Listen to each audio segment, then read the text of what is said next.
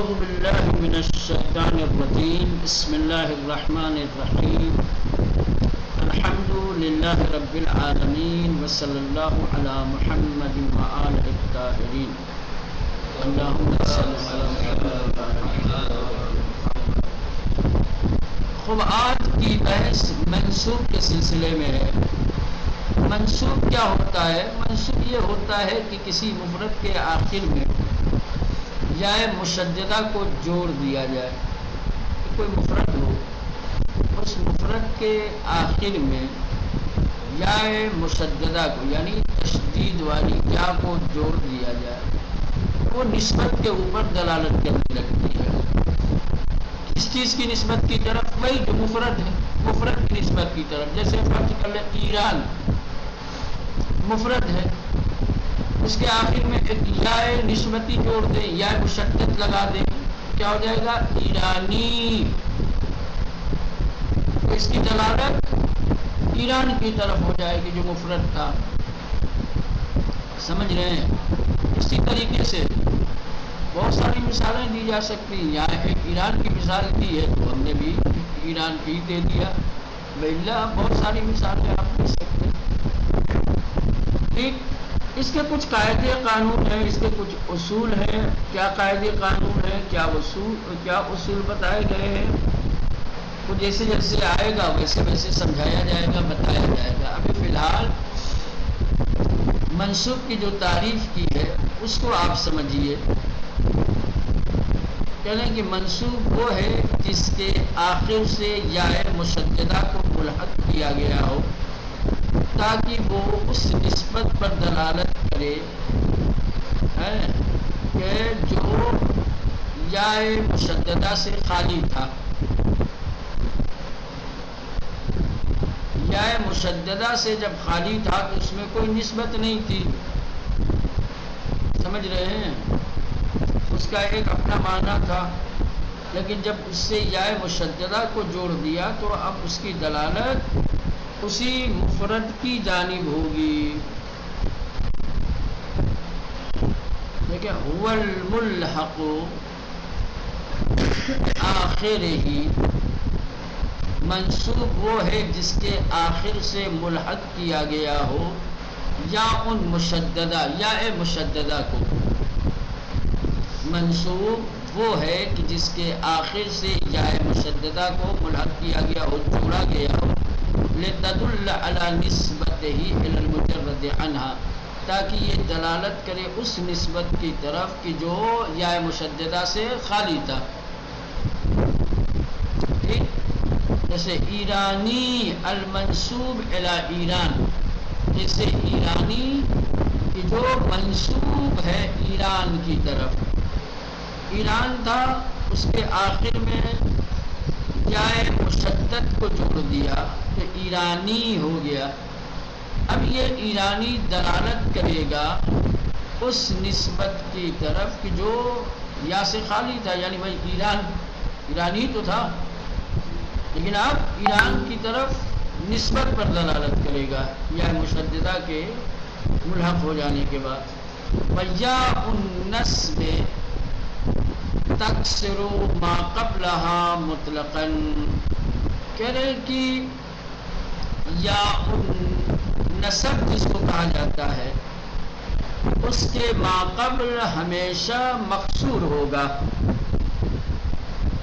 یا نسبت سے پہلے یا مشددہ سے پہلے وہ بھی حرف ہو، وہ کیا ہوگا؟ مجرور ہوگا. وَيَا النَّسْبِ تَكْسِرُ مَا قَبْلَهَا مُطْلَقًا. مطلقاً سے مراد بغیر کسی قید و شرط کے، چاہے جیسا مفرد ہو. یا نصب اس کا ما قبل مکسور ہوگا مطلق طریقے سے.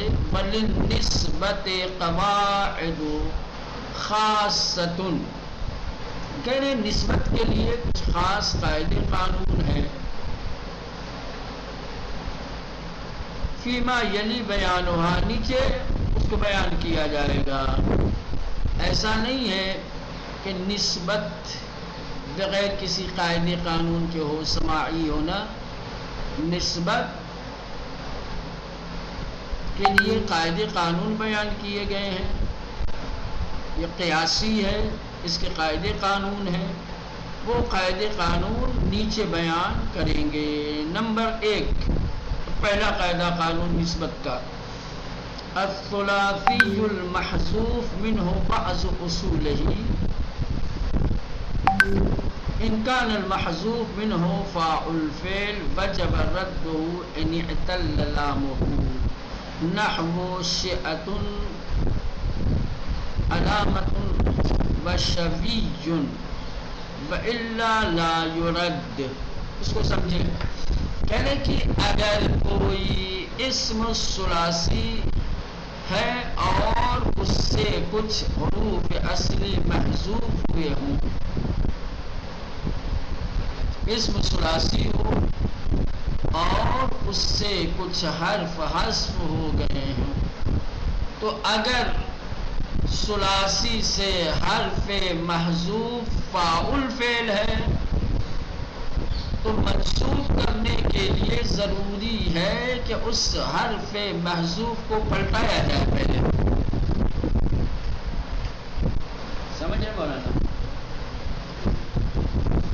اگر ثلاثی محذوف ہے اور محذوف فاعل فعل ہے، ایک ثلاثی تھا کوئی، اس کا فاعل فعل حذف ہو گیا تھا، اب اس کو منسوب کرنا چاہتے ہیں تو کہنے کہ جو فاعل فعل محذوف تھا اب پہلے اس کو پلٹائیے، اس کو لائیے، پھر آخر میں یا مشددہ کا اضافہ کیجیے یا مشددہ کو ملحق کیجیے.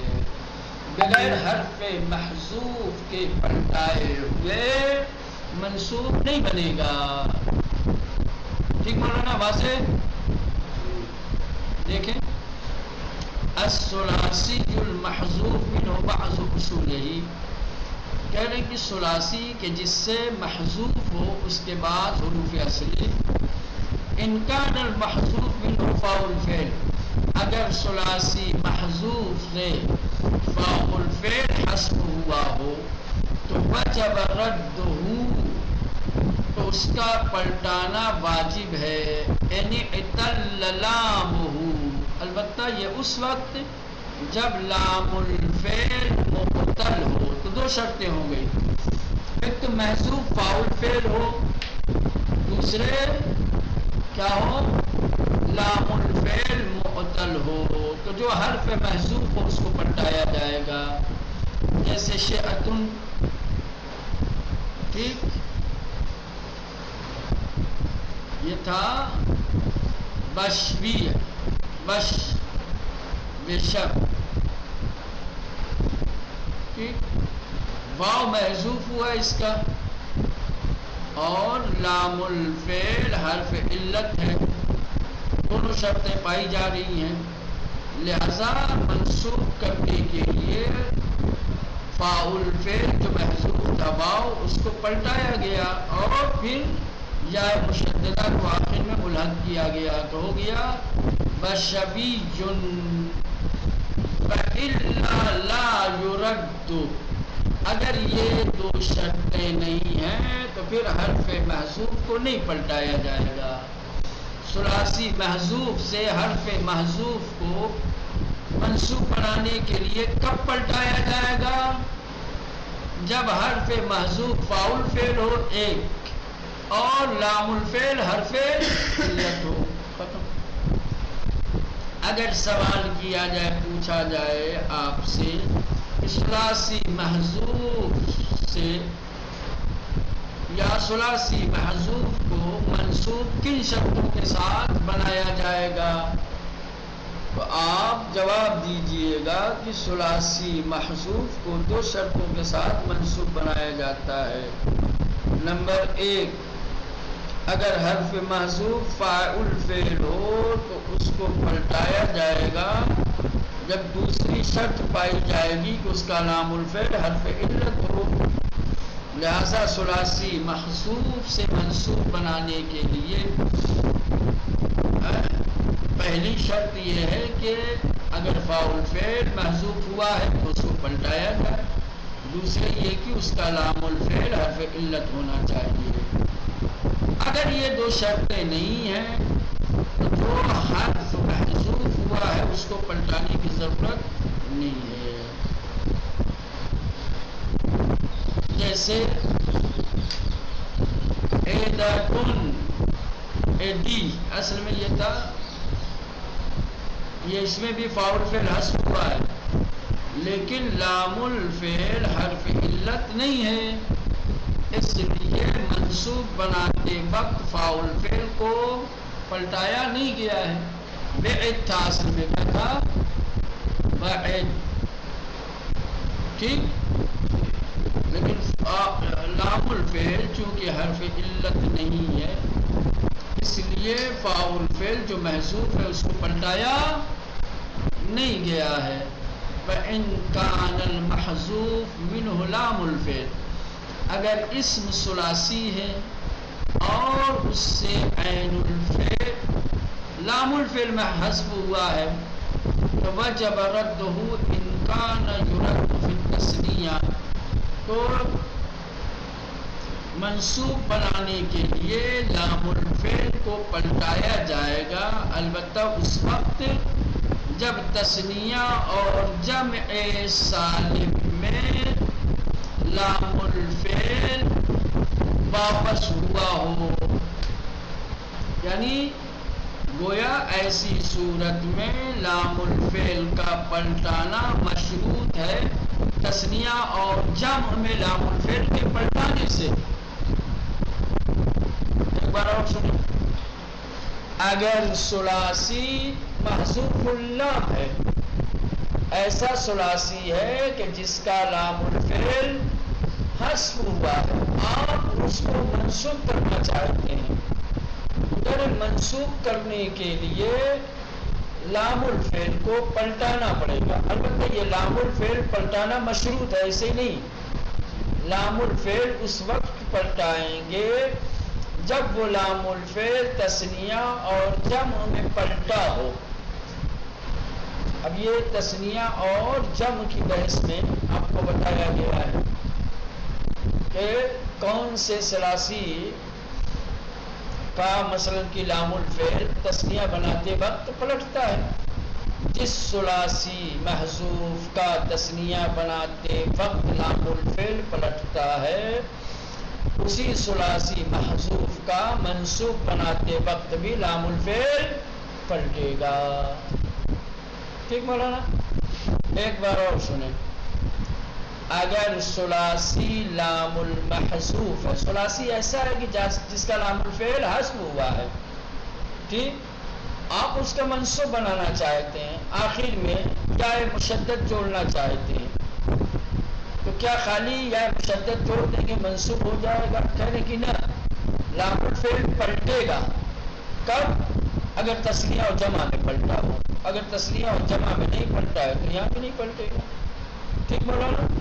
دیکھیے، وَإِن كَانَ الْمَحْذُوفُ مِنْهُ، اور اگر ثلاثی سے محذوف ہوا ہو لام الفعل، کون؟ لام الفعل آخری تیسرا حرف حذف ہوا ہو، تو وجب ردہ، تو اس لام الفعل کو پلٹانا واجب ہے. اب یہاں سے شک، ان کان یرد فی التثنیہ او الجمع السالم، البتہ یہ اس وقت لام الفعل کو پلٹانا واجب ہوگا جب حرف محذوف تثنیہ اور جمع سالم میں پلٹتا ہو.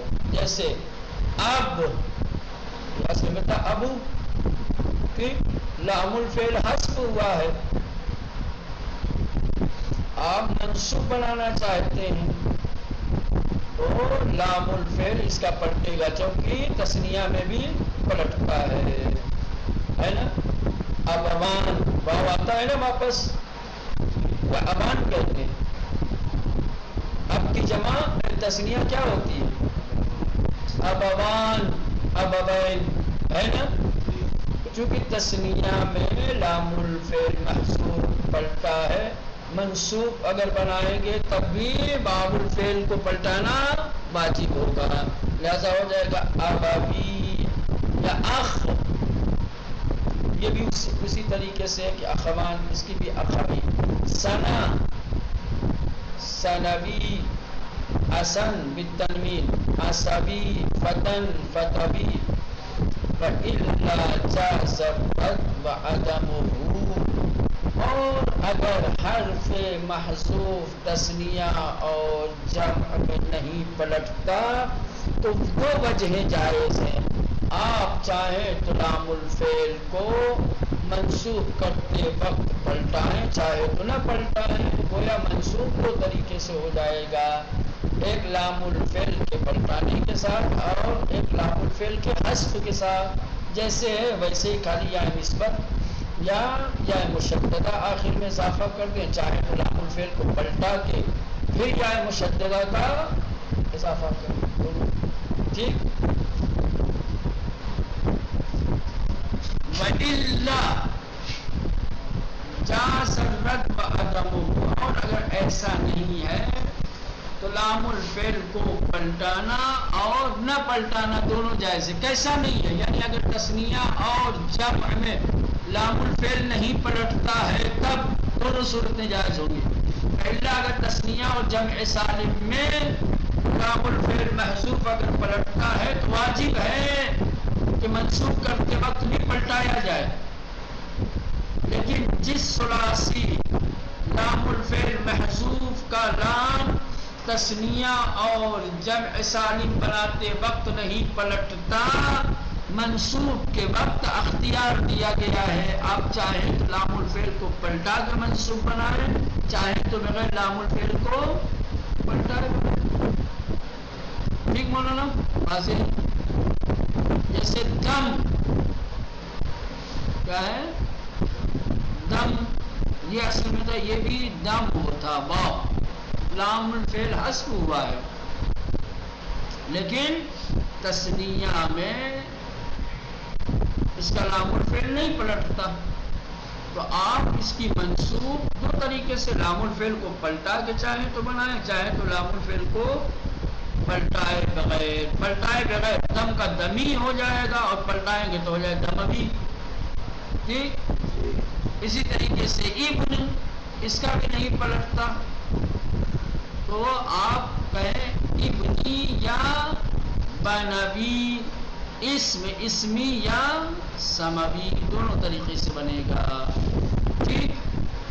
یہ ہو گیا ثلاثی کا. اب دوسرا قاعدہ قانون منصوب کا. الثلاثی المکسور العین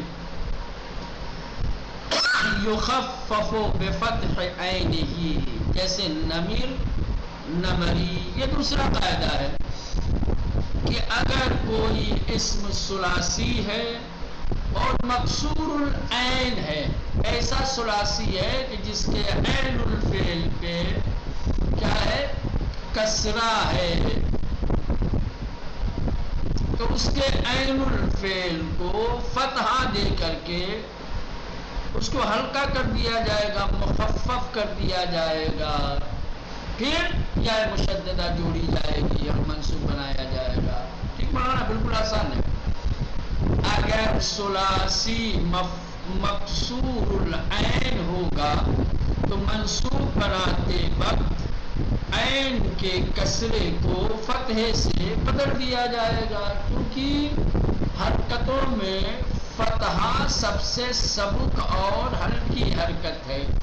اگر مقصور کو باقی رکھا جائے اور لام الفعل کے بعد پھر ایک یا مشدد لایا جائے تو چونکہ یا مشدد سے پہلے بھی کسرہ ہوتا ہے، دو کسرے اکٹھا ہو جائیں گے تو تلفظ میں سنگینی پیدا ہوگی. سمجھ رہے ہیں؟ اسی لیے عین الفعل کے کسرے کو فتح سے، جیسے نامر ثلاثی ہے، عین الفعل مکسور ہے، منصوب بنانا ہے تو عین الفعل کے کسرے کو فتح سے بدلیے، ہو جائے گا نامری. یہ آسان ہے تلفظ کرنا. نامری تھوڑا مشکل ہے بنسبت نامری کے. ایبل، ایبالی نہیں ہوتا کہ ایبیلی، ایبالی، دو ایلی. ٹھیک. وما قبل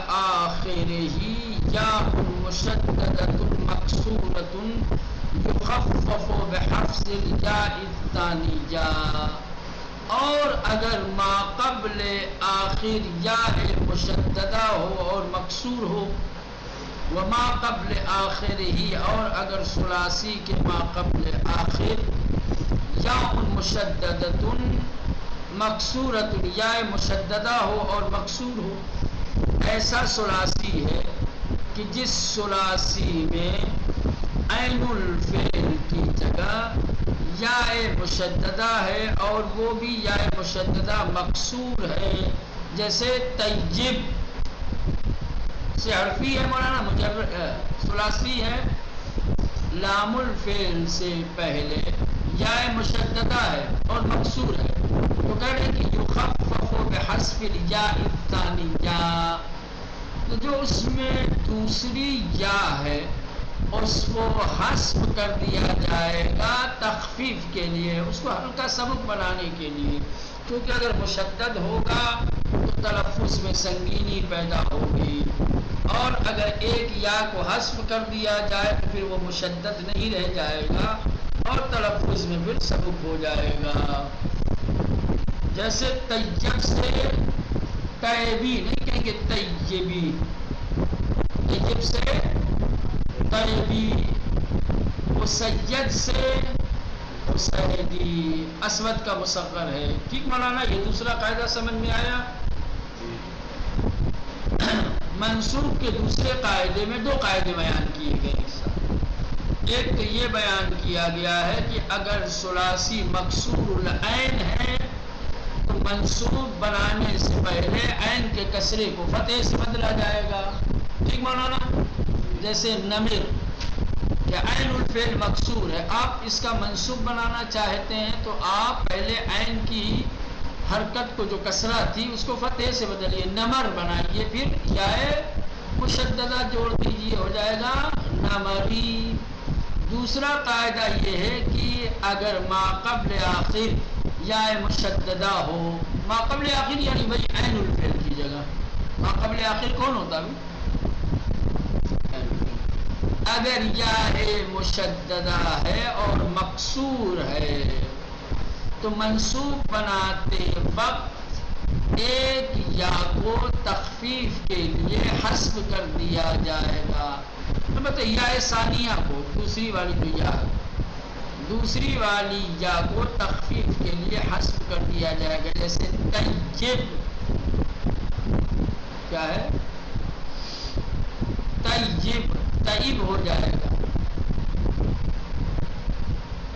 ایک یا حذف ہو گئی، پھر اب طیبی ہو جائے گا یا مشددہ جوڑنے کے بعد، اسید، اسیدی، ٹھیک ہے؟ دیکھیں الثلاثی المکسور العین، کہہ رہے ہیں ایسا ثلاثی کہ جس کا عین الفعل مکسور ہو، یخفف بفتح عینہ، اس کے عین کو فتحہ کے ذریعے مخفف کیا جائے گا، ہلکا کیا جائے گا۔ آپ کو اگر یہ نہیں سمجھ میں آتا تو یہ سمجھ لیے عین الفعل کے کسرے کو فتح سے بدلا جائے گا، ٹھیک مولانا؟ نحو نمر نمری، جیسے نمر سے نمری، ابل سے ابلی، دوئل سے دوئلی۔ اب یہاں دوسرا قانون، وما قبل آخر ہی، اور جس ثلاثی کے ما قبل آخر، ایسا ثلاثی کہ جس میں آخر سے پہلے یا مشددۃ مکسورۃ، یا مشددہ مکسور ہو، یعنی ایک یا مشددہ ہو، ایسی یا کی جس میں تشدید ہو اور پھر مکسور ہو، زیر ہو اس کے نیچے، تو یخفف بحذف الجاء الثانیہ، تو منصوب بناتے وقت یا ثانیہ کو تخفیف کے لیے حذف کیا جائے گا، یعنی ایک یا دوسری والی جو ہے، دوسری والی یا کو حذف کر دیا، جیسے طیب ہو جائے گا طیبی جن، اسید اسیدی جن، ٹھیک؟ واضح ہے، کوئی مشکل تو نہیں ہے نا اس کے لیے؟